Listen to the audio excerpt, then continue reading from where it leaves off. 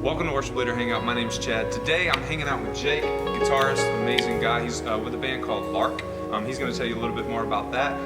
We're just going to learn from him today on a few things with guitar in relation to playing with a worship band. So take it away, brother. Sweet.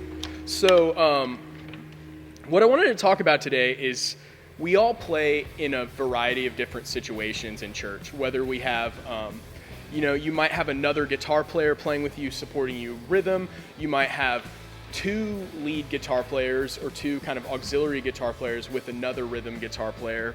You might have keys, you might not, you might have tracks. There's so many different situations. And so what I wanted to talk about is how you can alter what you're playing to kind of give you more space within a song and change the level of appropriateness. And the two biggest ways to do that are by altering your hooks or your lead lines and finding different chord voicings in different registers on the neck. So we're going to take the song Reckless Love and just give some examples of what I might do differently depending on the situation or the spot within the song, the level of energy at the moment. So first off, I'm just going to play the hook, and I'm going to show you guys a couple of ways I might do that differently. So it's we're playing an F sharp, and it starts on the 1, and it's a descending thing. And based off just what the record is, I think the guitar part is just.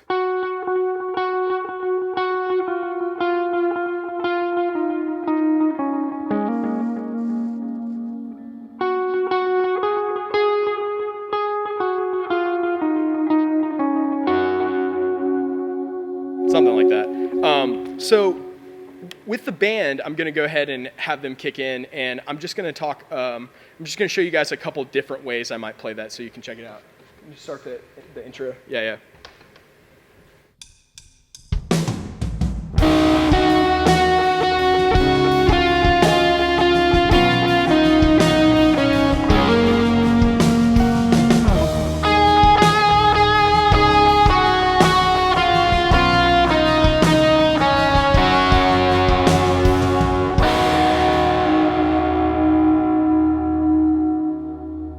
Okay, so that was an example of me using a lot of gain and going for a more sustained single note line type of approach. Here's a way that I might do the same thing, but playing more chordally, so adding thirds and fifths into that same line. Get in again.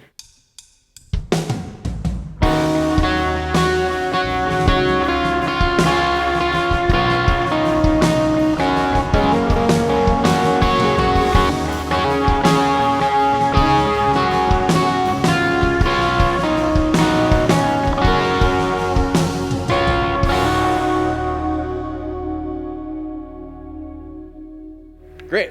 And then the last way I would change that maybe is just to play some octaves. If we're in the biggest part of the song, if I need the most vibe out of what I'm doing, octaves is a great way to do that.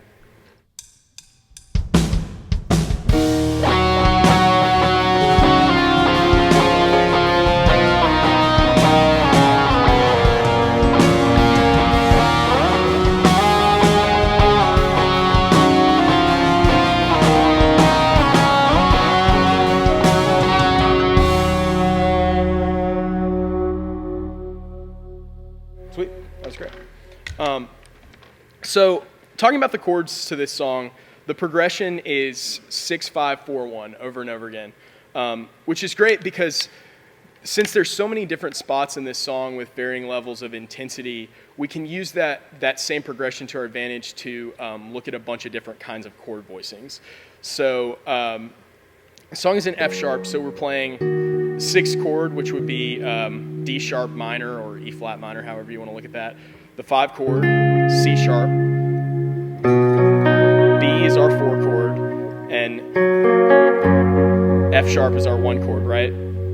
So in like the verse, I might switch that up in a couple of different ways and start off with playing what I would call drop 2 voicings or just a root 5 and a third, like a couple strings apart on the neck, so you have a wide spacing. Can we just do like a verse, and you just go through that? Yeah.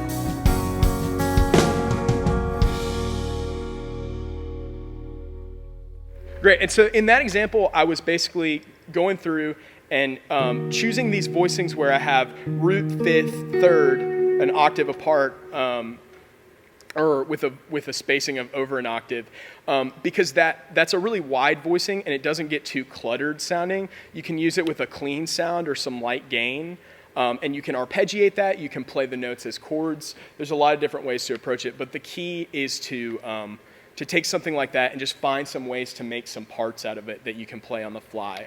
Another voicing I might do is, say we were in the chorus and I want more of like a chimey, kind of almost edge-like part with a little bit of gain. I would take like a pentatonic position of a scale. So in this case, I would be looking at this song in D sharp minor. So my pentatonic is that. That kind of box position that a lot of us probably are familiar with.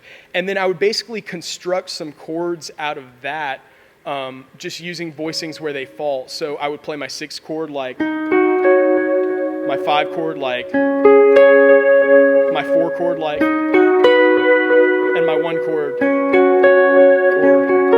however you want to voice this. You can kind of go through these and just find voicings that you really like.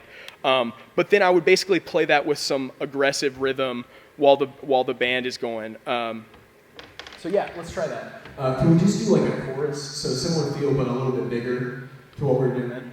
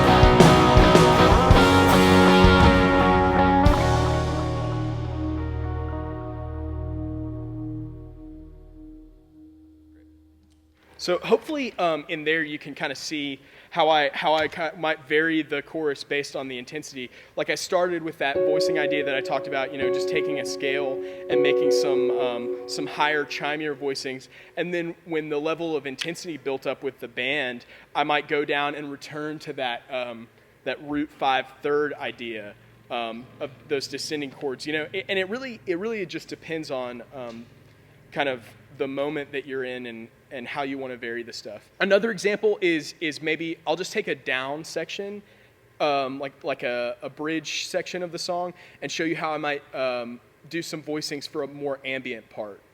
So if you guys could just give me like what we might do on the bridge or like a down chorus even, I'm just gonna play some kind of nice voicings that work well with like the pedals and the ambient sound.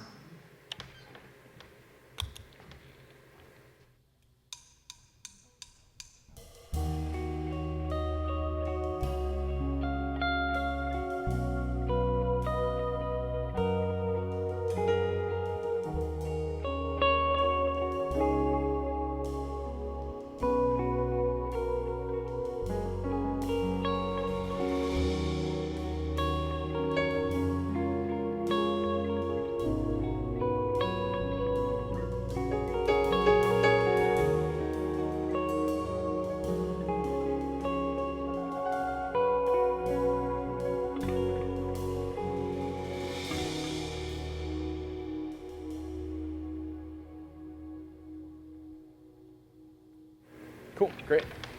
So yeah, I think really the key with all this stuff is to experiment and take any given song that you're playing and find a lot of different ways and a lot of different registers to play it.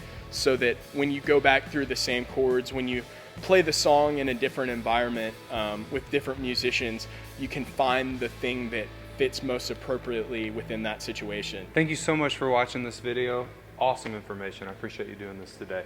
If you have any questions, put them in the comments below. We'll do our best to get to those as we can. Remember, great worship leaders are always learning. Great.